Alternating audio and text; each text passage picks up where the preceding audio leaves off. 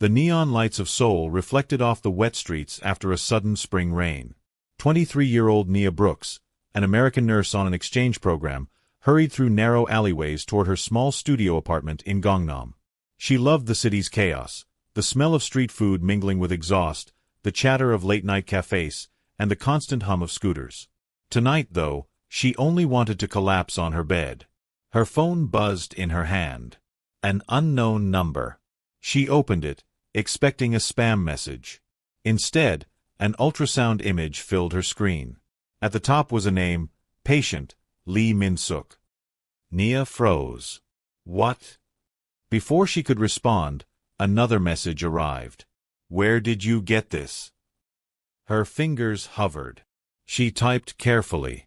You sent it to me by mistake. I don't know you. Seconds passed. Then, stay where you are. Her stomach tightened. Something about the tone was not just urgent, it was cold. Calculated. Suddenly, the ground trembled faintly. A low mechanical hum filled the air. Nia's pulse jumped. She stepped to her window and gasped. A massive black helicopter hovered above the street, its rotors slicing the air, splashing puddles onto the rooftops. The city lights reflected sharply off its polished body. A ramp slowly extended downward. Her heart hammered. She had heard rumors, whispered in shadows, about a mysterious Korean Mafia boss, a man whose name was rarely spoken outside elite circles, whose influence spread like an invisible web across the city. And now, right outside her apartment, the legend seemed to be real. Her phone buzzed again. Open the door. Trust me. Nia stepped back, trembling. Trust you? I don't even know you. The helicopter's ramp touched the ground. A figure emerged, tall and impeccably dressed in a black tailored coat. His hair was slicked back, his posture unervingly perfect. The rain clung to his coat, but he looked untouched by the storm. His gaze met hers, sharp and magnetic. Before she could react, her phone buzzed one more time. Now. Against every instinct screaming run, Nia unlocked the door. She found him waiting just outside, his presence so commanding that the small street seemed to shrink around him. You received my message, he said quietly, voice smooth and deliberate. I know it was not intended for you. But now, you are part of something far beyond your understanding. I don't know what's happening, Nia stammered. Soon you will, he replied. But first, you must come with me. Nia hesitated. Her heart thumped in her ears. Every survival instinct in her screamed against it. But there was a pull she could not explain, an invisible thread tugging her toward him. Finally, she nodded. Okay, I'll go. He extended a gloved hand, guiding her up the ramp into the helicopter. Inside, the cabin was warm, quiet, and impeccably arranged. Leather seats, dim lighting, a subtle scent of sandalwood. She sank into one of the seats, trying to calm herself. Who are you? She asked, keeping her voice steady despite trembling hands. He said nothing at first, studying her, silent and deliberate. Then, I am someone who ensures people's safety. And sometimes, someone who becomes involved when circumstances demand it. Nia swallowed. Circumstances demand it? The message you received, the ultrasound. His eyes met hers, dark and unreadable. It has brought you to me. Accidents like this rarely happen. Fate has a way of correcting itself. Nia's chest tightened. Her mind raced. She was a young nurse from America, sent to Korea to study and work. And somehow, in one evening, she had been swept into the orbit of a man whose presence could command the city, and whose gaze made her heart pound in a way she didn't understand. The helicopter lifted off, cutting through the rain-soaked cityscape. Seoul glittered beneath them like a labyrinth of light. Nia wrapped her arms around herself, trying to process the impossible truth. Her life had just changed forever. And strangely, despite the danger, despite the unknown, she found herself not wanting it to go back to what it was. The helicopter hummed steadily as it soared above Seoul, the city lights reflecting in Nia's wide, anxious eyes. Her fingers twisted in her lap, knuckles white, as she tried to make sense of the impossible situation she had stumbled into. The man across from her said nothing at first. He just watched her, dark eyes unreadable, but filled with an intensity that made it impossible to look away. The silence wasn't uncomfortable. It was charged. Every nerve in Nia's body hummed with tension, and something else she couldn't quite identify. Finally, he spoke. "You must have questions," he said, voice calm and deliberate. "Questions? You're the one hovering over the city in a black helicopter and expecting me not to panic," she replied, her tone trembling slightly despite her attempt at composure. "Why me? Why send me that ultrasound? Why all of this?" He leaned back, his hands clasped behind his head in a posture that seemed effortless and yet commanding. "Because, Nia, accidents like this are rare. That image was never meant for you. But once it reached your phone, fate intervened. I needed to see you, to ensure nothing unintended comes from it." Her brows furrowed. "So you're saying it's fate? Like some romantic, cosmic accident?" He tilted his head, the faintest trace of amusement in his eyes. "Perhaps. Or perhaps the universe has ways of correcting itself that humans cannot understand." Nia shook her head. "You're insane." She couldn't stop the small laugh that escaped her lips, partly from nerves, partly from disbelief.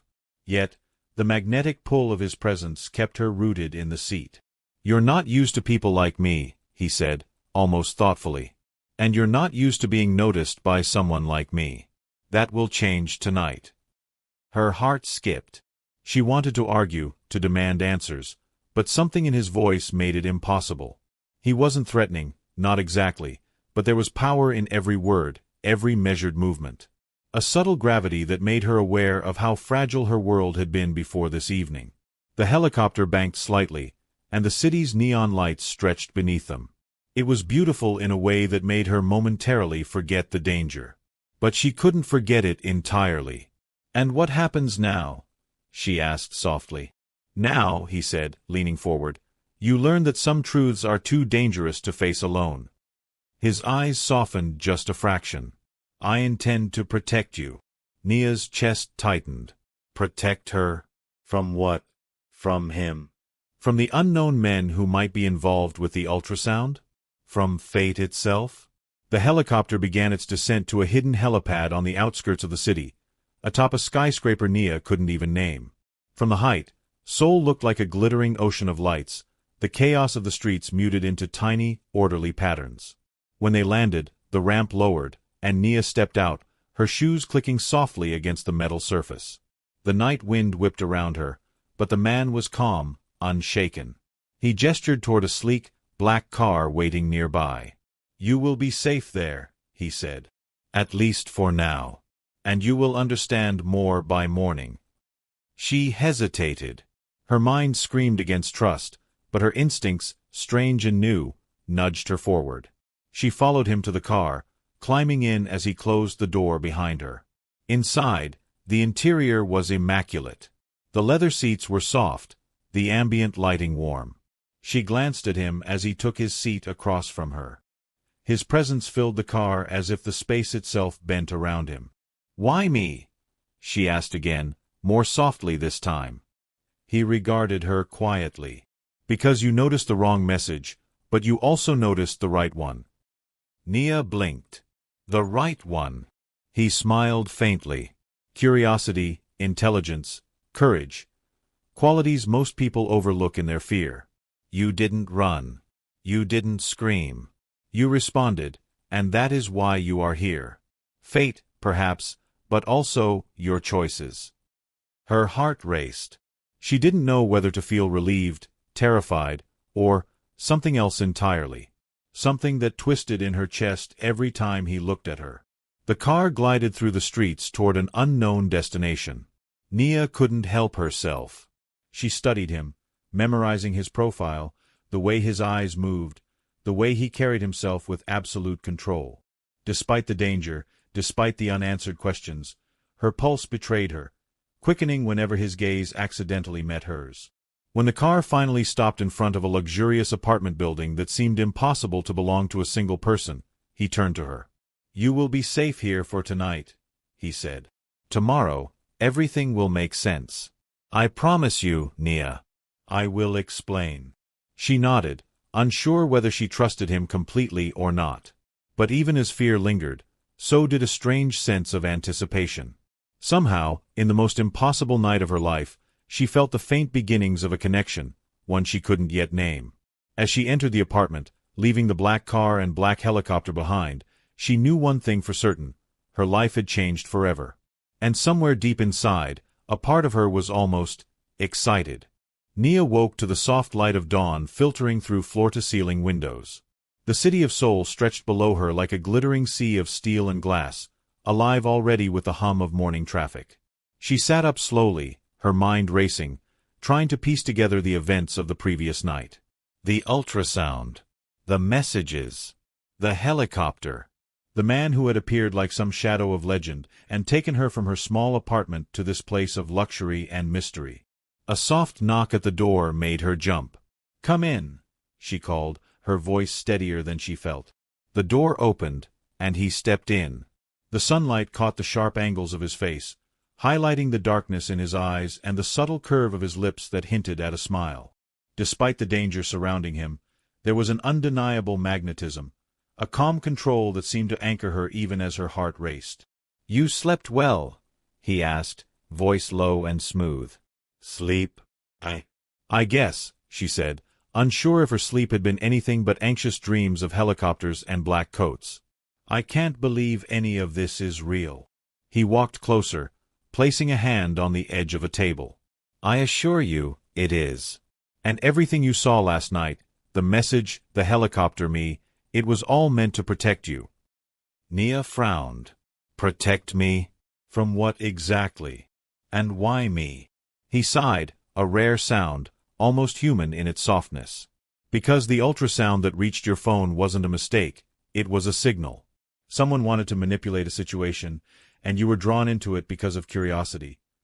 And because you are clever enough to notice things most people ignore." Nia felt a strange mixture of fear and fascination. "So I'm involved in your world now?" "You are," he said simply. "And I will not let anyone harm you. But there is more to understand, and that begins today." He gestured toward the living room, where a small tray of tea and breakfast had been laid out. She hesitated, then walked over, curiosity pushing aside fear. As she sipped the tea, he remained standing near the window, watching the streets below. "I've operated in the shadows for years," he began. "Most people think power is about violence or fear. It isn't. It's about control, information, influence. And sometimes, it's about protecting the right people at the right time." Nia nodded slowly, trying to absorb the words. "And last night, that was me?" "Yes," he said, finally turning to meet her gaze. "You. Because you didn't panic. You didn't act recklessly. And, for reasons I can't fully explain, there is something about you I cannot ignore." Her cheeks warmed despite herself. The truth was undeniable. Her pulse quickened every time he looked at her, every time he spoke. And she could feel it in the pit of her stomach.